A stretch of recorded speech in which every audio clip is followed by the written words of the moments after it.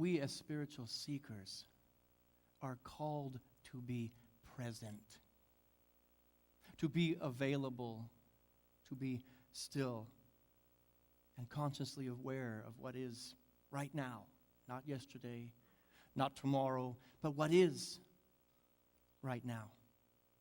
And it is in these moments, the moments that we just had, where God and life and fullness and truth and spirit and joy and love are given expression. That seems a little counter sometimes to what we do as human beings. We're human doings, getting the job done. We often forget to just be present and to give birth to God by simply being present. Does anybody in the room, be honest with yourself, a little uncomfortable with just sitting and not talking? Maybe we could just do it for the rest of the day. In Unity, we call those moments moments of prayer, moments of meditation, moments of stillness, moments of Sabbath, moments of silence. And silence is not the absence of sound. Silence is the vibration that our sacred sound ministry shared with you in sound. It was the recognition of God within the vibration of the bowl. The vibration of the voice. Don't you love his voice? It's like the voice of God from New Orleans. And I'll talk a little bit more about how you can participate with these folks, Don. I promise I'll give you a chance at the end to talk about that. How many of us in our lives squeeze prayer, squeeze silence, squeeze Sabbath into the cracks of our lives? Am I the only one? Let's be honest with ourselves today. How many of us just take God, the relationship with the infinite source and presence of life itself, and we squeeze it into the moments between our human doings? Two things are happening. One, we are not honoring the magnificent creative power that is at our fingertips. At the edge of our mind and the edge of our hearts, we're not accessing it. We're going through at about 20% of what is possible for us if we have squeezed God and prayer into the cracks. But that's number one. Number two, we are not having the life that we can have. We are not experiencing the goodness of a life that we can experience. Because we said, there's something more important than what I've placed in the cracks. There's something more important, my job, my doing, the endless tasks of whatever is before me in my life is more important than my relationship with that infinite place of oneness that we talk about on Sundays. And then we leave these doors on Sundays and we're back into being a human doing. This is the theme today. You see, prayer, only when it is convenient, is not a prayer life. And we ask the question, who has a prayer life? And hands go up everywhere. But prayer squeezed into the cracks is not a prayer life at all. Prayer stuck in the middle of our tasks for the sake of doing it will not ever create the life that we desire. It cannot. It will not. It's like having a friend. You'll have friends like this. They only call you when there's crisis. That friend, that relationship that only exists when there's a need, when there's a dark night of the soul, suddenly they're reaching out on the phone and you forget, who is this person? Who are you again? Oh, yeah, I remember who you are. That's what a prayer put in the cracks is. It's a symbol of a dying relationship. It's a symbol that something in that relationship is going away and is no longer active. We are called to have more than a passing acquaintance with God. We are called to have more than a passing acquaintance on Sunday morning with the idea, the divine idea of oneness that is expressing at the point of you, and all of us. But many of us go through life as if we were holding our breath. Anybody ever catch yourself holding your breath? And we're going through life. Go ahead and take a breath with me and hold it. Go ahead and hold it. And we wait and we wait and we do more and we do some more and then we get busy and then we go and do some more until we become gasping like a drowning victim. Where is God? Give me God. And this is what we've done to our prayer life. Where is God? I've got to find God. I've got to catch up. I've got to get that breath. Let me tell you, that's not healthy for your body. It is not healthy for your spiritual life. It is not healthy for your relationship with God, the infinite, with love, with anybody in your life. Prayer and silence must, much like the breath, must be regularly repeated practices for the full effectiveness of their power. And if we are not intentional, not as a second thought, seek first the kingdom of God, not second or third or when I'm out of breath and now I suddenly need to say, oh God, please take this away from me. It is an intentional practiceness. And we are setting ourselves up to be short of breath somewhere in our life if it's not intentional. We're setting our lives up to be short of life. We're setting up a relationship to be short of God in our life. It shows up, how does it show up? It shows up as anger, it shows up as worry, it shows up as anxiety and fear, depression, impatience. I'll own that one. So again, take a breath for me. Take a breath and hold it. I mentioned earlier that within that breath is all the potential, all the power, all the goodness of the universe is contained within that breath. You hold it long enough, what happens? Tension emerges. Tension. Go ahead and let it go. I don't want anybody to die here today.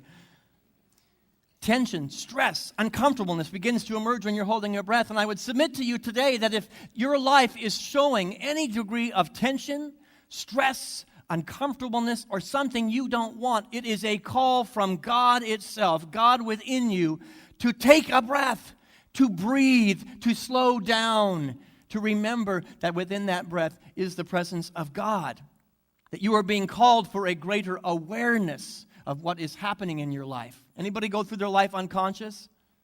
A lot of us, we go through unconscious and we catch ourselves holding our breath and realize, wow, there's a problem here. But it looks like stress and tension, and we go around pointing our fingers at the stress and the tension and the relationship that isn't working, and the job that isn't working, and the body that isn't working, when all it is a call for attention, a call for mindfulness, a call to breathe, a call to stop, be present, and to be silent. The greatest singers that have ever graced the operatic stage have mastered two things, which is why they've risen to the top. They've mastered the art of attention, focused on what is right now, and the art of breath. Those two facets coming together create the most magnificent singers. Painters. Look at any good painter. We have Sonia here. Look at her paintings. She knows how to use space. And if we have a canvas, which we're going to have next week, by the way, we're going to be painting together in church next week. If that sparks your fancy, come and invite a friend.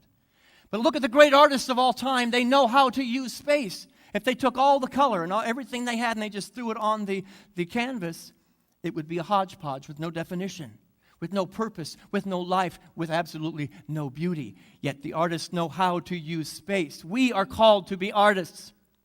We are called to be opera singers and to master the art of attention to what is wanting to emerge from us, what is, and to create the space to simply be present with it. Every spiritual master throughout history has had that same skill. Mindfulness. Stop. Look. Breathe. Pay attention. And they found their greatest strength there. Thich Nhat Hanh, the great Buddhist teacher, said to master our breath is to be in control of our bodies and our minds. And if you feel today like your body is out of control, you are being called to master your breath, the Spirit, the God. If your life at work is out of control, you are being called to attention, to mindfulness, to pay closer attention, to stop, find the space on the canvas that is your life, and breathe.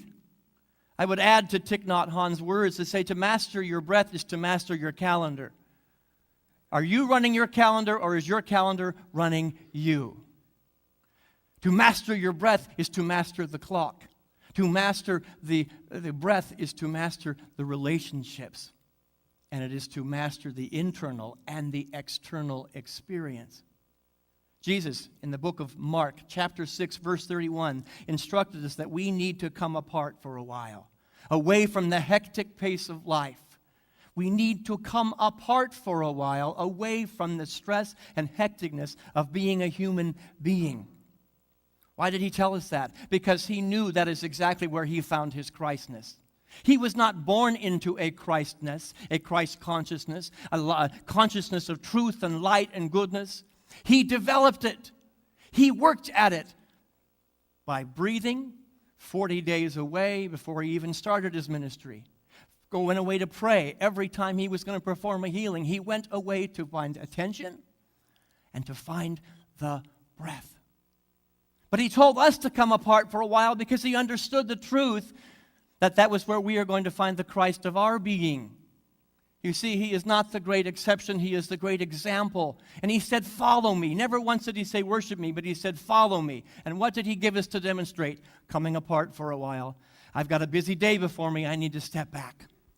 It's Gandhi who said, I've got such a busy day before me, I have to absolutely take an extra hour to meditate. That's counter to the human mind, it's counter to the ego, and it's going to feel weird to you humanly, but it's exactly what you need to have the fullness of experience of heaven on earth, of God, of breath. Within that breath, within the pause, within the Sabbath, within the moment of mindful attention, is all the power of the universe. It can be found nowhere else. It will not be found in our relationships. It will be found in this relationship. It will not be found in the busyness of the human doingness, but it will be found in the stillness. And I've heard it said that if you don't come apart for a while, in a while you are going to come apart. And I'm not just saying that today because it's a theory. I just got back from Unity Village. And I had to go through some examinations, pokes and prods and tests with the field licensing team to see if I could be approved to enter the next phase of my education, which is the field licensing program. You see, I'm not an ordained Unity minister. I have a 3-year program that I was accepted to. They did accept me, but there were some caveats to how they would accept me. And they were very real, that down from the field licensing team to my mentor. I have a mentor that you're going to meet in the fall. To the colleagues that I was working with, to the psychologists who wanted to talk to me about where there might be an area for growth in my life. And they said, we love your talks, we love your meditation, we love what you've done with the church, but we will not admit you into the field licensing program unless you have a more defined process of breathing.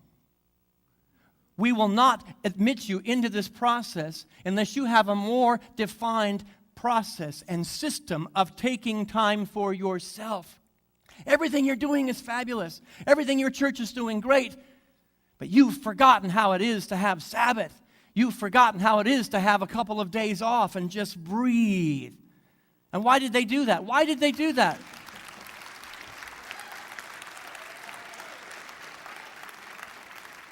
So thank you. I'll see you in 6 months.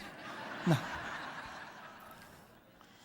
And what they told me is the reason they were so passionate about this with me is they said, we know the good work that's happening in your church and we want it to be happening 10 years from now. And you're on a road to death, is what they said. But I'm bringing that back to you. We are doing amazing things in this church. And I looked at the other churches and my colleagues, we're doing 10 times more than other churches. And I'm proud of that. I am so proud of the work that we are doing together. And I am proud that we are finding mechanisms and ways to simply be together in presence. And to know that the stuff will get done. The stuff of life will get complete. It will be finished and done. But we have to breathe so that it is here for our children. It is here 20 years from now after all of us are on vacation with our walkers and our false teeth. You see, the best essays that have ever been written, they loved my papers that I wrote for the program, but they said, you don't have any margins in your life. You've got wonderful margins in your essays that you've written for us. They have lots of space, and it creates a wonderful definition. And it allows room for creativity. It allows room for edits to happen. God has still got space in my life, in my papers that I wrote. And he said, but we're reading the paper of your life. And there are no margins left. You've filled up the entire page. And so my question and my challenge for this congregation today is the essay that is your life. The essay that is your life experience. Are there margins? Have you intentionally created margins so that there can be more creativity? There can be more expression of God. And if the answer is no, is rewrite the story.